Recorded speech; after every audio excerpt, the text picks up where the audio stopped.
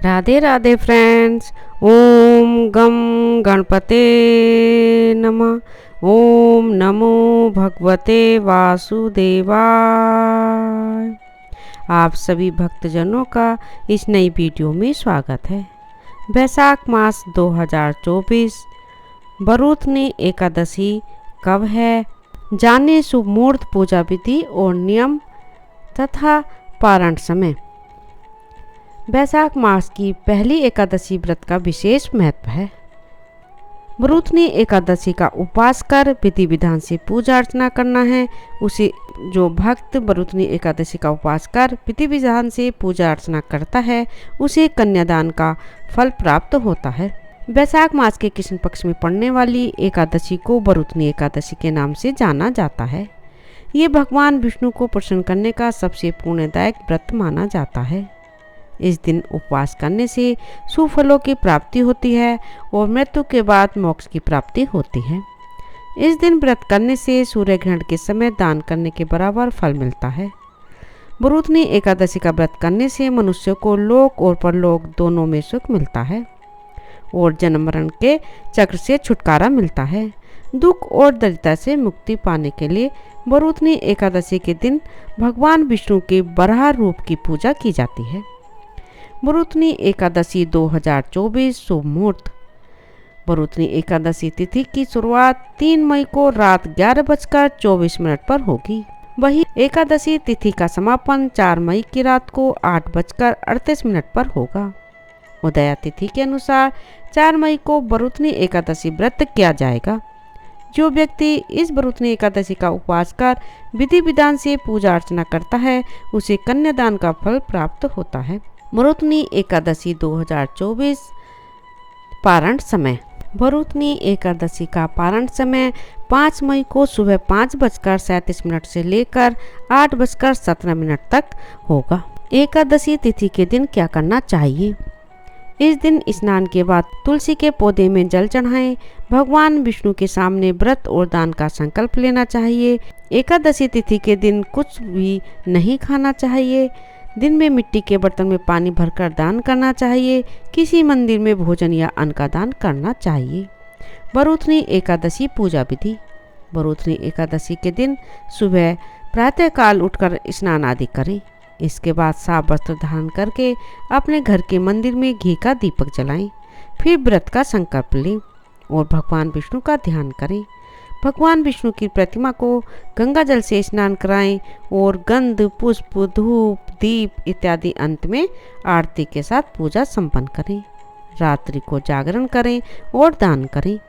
भगवान विष्णु की प्रतिमा का अभिषेक भी करें। इसके बाद भगवान विष्णु को वस्त्र आदि अर्पित करें। भगवान विष्णु की पूरे विधि विधान के साथ पूजा और आरती करें। बरूथनी एकादशी का व्रत सौभाग्य प्रदान करने वाला होता है। इस व्रत को रखने से व्यक्ति को कई वर्षों की तपस्या का पुण्य प्राप्त होता है। बरूथनी एकादशी के उपवास का फल 10 सहस्र वर्ष तपस्या करने के फल के समान होता है। इस दिन अन्न दान करने से पितृ, देवता, मनुष्य और सबकी तृप्ति हो जाती है। एकादशी के व्रत में क्या करना चाहिए? एकादशी व्रत हर महीने में 2 बार रखा जाता है, एक शुक्ल पक्ष में तो दूसरा कृष्ण पक्ष में। इस व्रत में अन्न और जल कुछ भी ग्रहण नहीं किया जाता है। इस दिन व्रती सुबह उठकर स्नान करके सच्चे मन से श्री हरि विष्णु की आराधना करते हैं। एकादशी के दिन शाम को फलाहारी ग्रहण करना चाहिए। एकादशी व्रत कितने बजे खोलना चाहिए? एकादशी तिथि के अगले दिन सूर्योदय के बाद इस उपवास का पारण किया जाता है। व्रत पारण करते समय इस बात का ध्यान दें कि द्वादशी समाप्त होने से पहले ही कुछ ग्रहण कर लें। द्वादशी के दिन पारण को नज़रअंदाज करना पाप करने के समान माना गया है। इसके साथ ही हरिवासर के दौरान उपवास को न खोलें। बरूथनी एकादशी के दिन घर पर करें। इस विधि से तुलसी पूजा, सभी दुखों से मिलेगा छुटकारा। वैशाख महीने में आने वाली एकादशी तिथि का बरूथनी एकादशी के नाम से जाना जाता है। इस दौरान श्री हरि विष्णु के साथ माता लक्ष्मी, देवी तुलसी जी की पूजा की जाती है। इस वर्ष यह एकादशी 4 मई को मनाई जाएगी। ऐसा कहा जाता है कि जो भक्त इस दिन भक्ति भाव के साथ पूजा अर्चना करते हैं उनके सभी कष्टों व पापों का नाश होता है। बरूथनी एकादशी पर ऐसे करें तुलसी जी की पूजा। इस वर्ष एकादशी 4 मई 2024 दिन शनिवार को मनाई जाएगी। वहीं अगर इस शुभ तिथि पर देवी तुलसी जी की पूजा बुद्धि अनुसार की जाए तो जीवन में धन वैभव की कभी कमी नहीं होती। आइए जानते हैं बरूथनी एकादशी पर ऐसे करें तुलसी जी की पूजा। व्रती सुबह उठकर पवित्र स्नान करें और घर की सफाई करें। भगवान शालिग्राम को उनके साथ स्थापित करें। गंगा जल, पंचामृत और जल चढ़ाएं। कुमकुम व गोपी चंदन, हल्दी का तिलक लगाएं। तुलसी के पौधे को साड़ी या दुपट्टे और अन्य सामान के साथ खूबसूरती से सजाएं। शालिग्राम जी का श्रृंगार करने के लिए पीले वस्त्रों का प्रयोग करें। भगवान शालिग्राम और देवी तुलसी जी को फूलों की माला अर्पित करें। इस शुभ अवसर पर कीर्तन और भजन का आयोजन कर सकते हैं। विभिन्न सात्विक भोग प्रसाद सामग्री अर्पित करें। वैदिक मंत्रों का जाप करें। देवी तुलसी और भगवान विष्णु की आरती करें।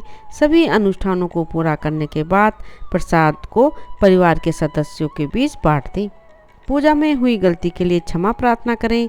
अगले दिन अपना व्रत खोलें। राधे राधे। ओम नमो भगवते वासुदेवाय।